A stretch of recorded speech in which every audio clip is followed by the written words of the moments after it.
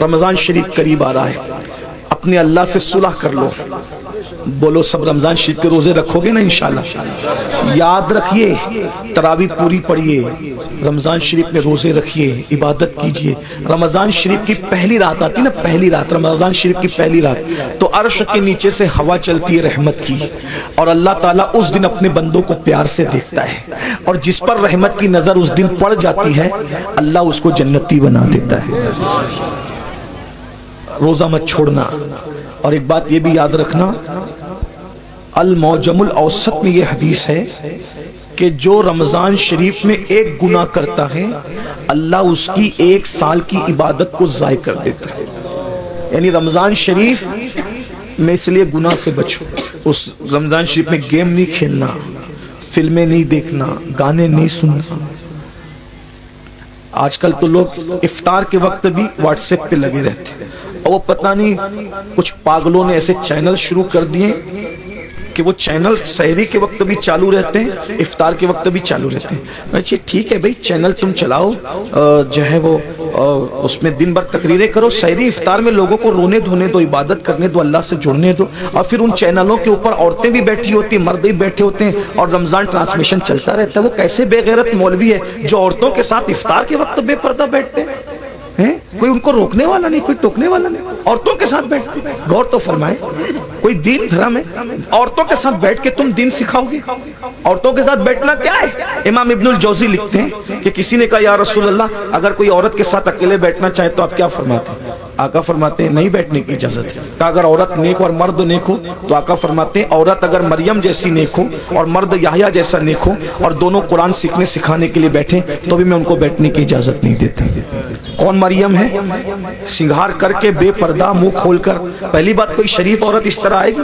اب یہ عورتیں ہمیں دین سکھائیں گی، چینلوں پہ آ کے عورتیں دین سکھائیں گی، اور تمہیں بھی غیرت نہیں آتی افطار کے وقت روزے کی حالت میں عورتوں سے دین سیکھتے بیٹھے؟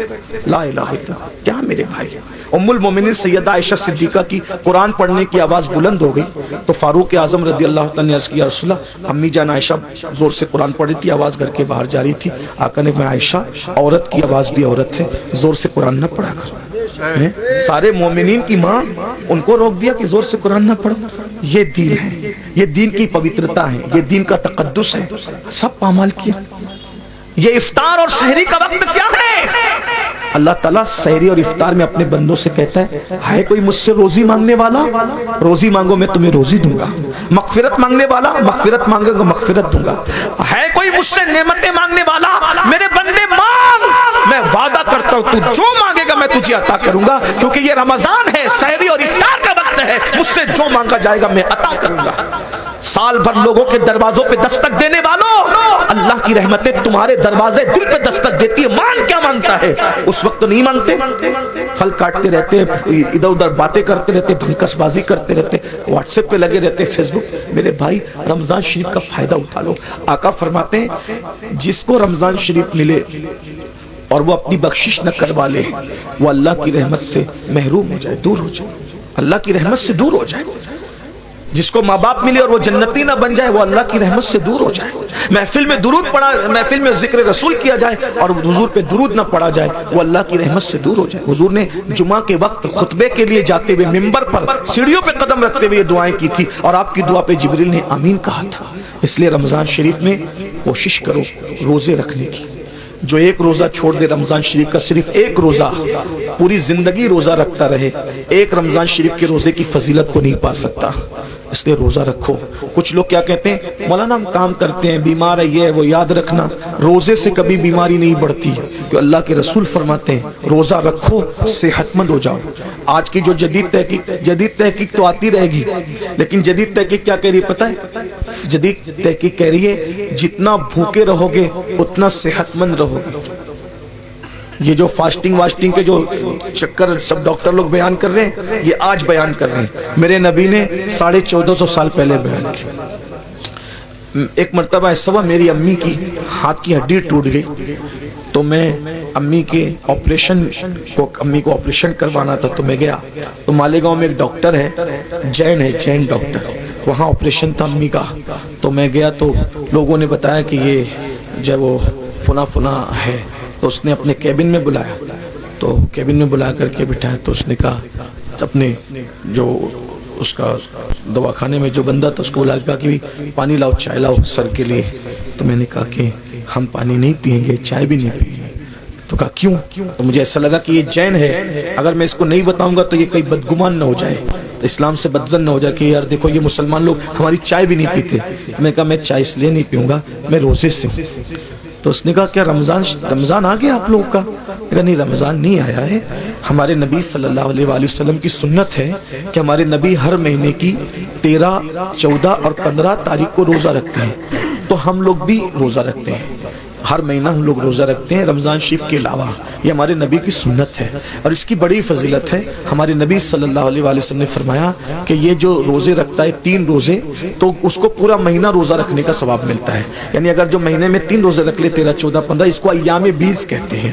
اگر 3 روزے رکھ لے تو پورا مہینہ وہ روزے دار شمار ہوگا. تو اس طرح ہم لوگ جب وہ 3 روزے رکھ کر پورا مہینہ ثواب کمانے کی لالچ میں روزہ رکھ لیتے ہیں. اس نے کہا سر میں آپ کو ایک بات بتاؤں, یہ آپ مجھے ابھی بتا رہے ہیں لیکن ہمارے علم اور نالج کے مطابق اگر مہینے میں کوئی 3 دن اس طریقے سے 12 گھنٹہ بھوکا رہ جائے نا تو اس کو زندگی میں کبھی کوئی بیماری نہیں ہو سکتی, کیونکہ اس کا پیٹ جو ہے اس کو راحت ملے گی. وہ بہت لمبی چوڑی اس نے سمجھانے کی کوشش کی, پھر اس کا سینہ بلغم سے پاک ہو, وہ بہت اس نے مجھے دیر تک سمجھایا.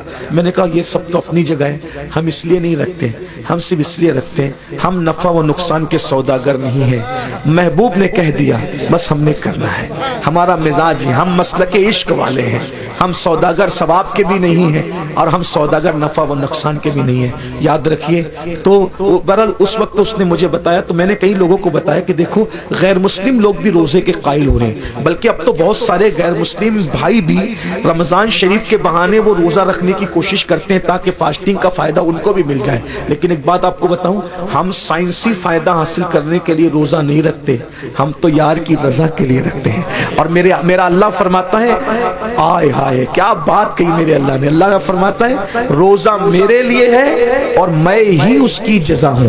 یعنی ہر نیکی کا ثواب ہوگا اور روزے کی اجر کیا ہے, ذات الہی کا دیدار ہوگا. اسی لیے آقا فرماتے ہیں روزے دار کو 2 خوشی ہے, 2 خوشی کیا, ایک افطار کے وقت اور لقائے رحمان کے وقت. یعنی اللہ کا دیدار نصیب ہوگا روزہ داروں کو. اللہ جنت میں روزہ داروں سے بے حساب ملے گا, بے حساب ان کو اپنا دیدار, اور بے حجاب اللہ ان کو اپنا دیدار عطا فرمائے گا, بے حجاب بے پردہ. سوچو تو صحیح, جب اس کا نبی اتنا خوبصورت ہے تو اتنے خوبصورت نبی کو بنانے والا خدا کے حسن و جمال کا عالم کیا ہوگا. جب اس کا یوسف اتنا خوبصورت ہے تو یوسف کو بنانے والے خدا کے حسن و جمال کا عالم کیا ہوگا. کیا مزہ آئے گا جب اپنے اللہ کا جنت میں دیدار کریں گے. لیکن کون کرے گا؟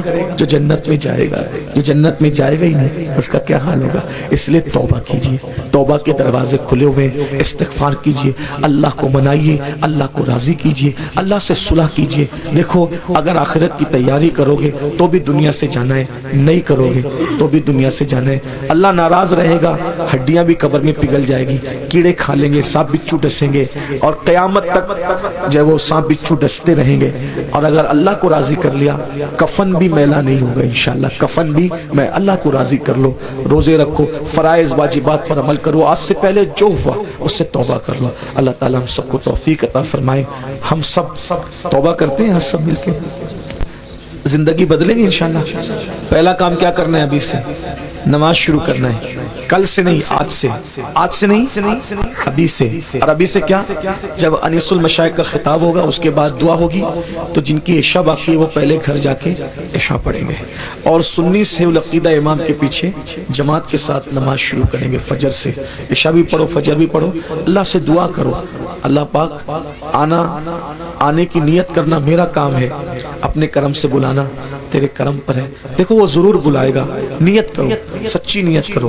اگر سچی نیت کر کے فجر میں سو گے نا, کتنے بھی تھکے رہو گے, آدھے گھنٹے بعد بھی تمہاری آنکھ کھلے گی. جب ٹرین پکڑنے کے لیے آنکھ کھل سکتی ہے تو نماز کو جانے کے لیے آنکھ کیوں نہیں کھل سکتی. بس بات اتنی ہے, ٹرین کی اہمیت دل میں ہے کہ ٹرینیاں چھوٹ نہ جائے تو آنکھ کھل جاتی ہے, تو نماز چھوٹ نہ جائے تو بھی آنکھ کھلے گی.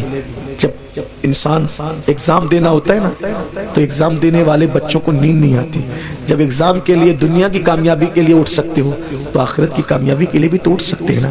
جس دن نماز کی اہمیت پتہ چل گئی اس دن انشاءاللہ ہمیں کسی کو اٹھانے کی ضرورت نہیں پڑے گی, ہم خود اٹھیں گے.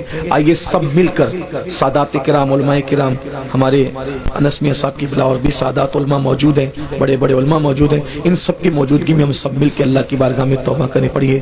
استغفر اللہ, دل سے پڑھیں اس کی طرح بنی اسرائیل کے جو شخص نے ندامت کے ساتھ توبہ کی اس کی طرح پڑھیے. استغفر اللہ استغفر اللہ ربی من کل ذنب واتوب الیہ لا الہ الا اللہ محمد الرسول اللہ. آپ نے توبہ کی, حضور کے قول کے مطابق ہمارا ایمان ہے جو توبہ کر کے کلمہ پڑھتا ہے وہ گناہوں سے ایسے پاک ہو جاتا ہے جیسے ابھی ماں کے پیٹ سے پیدا ہوا. اب آپ کے سب کے گناہ معاف ہو گئے, آپ نئی زندگی کا آغاز کریں.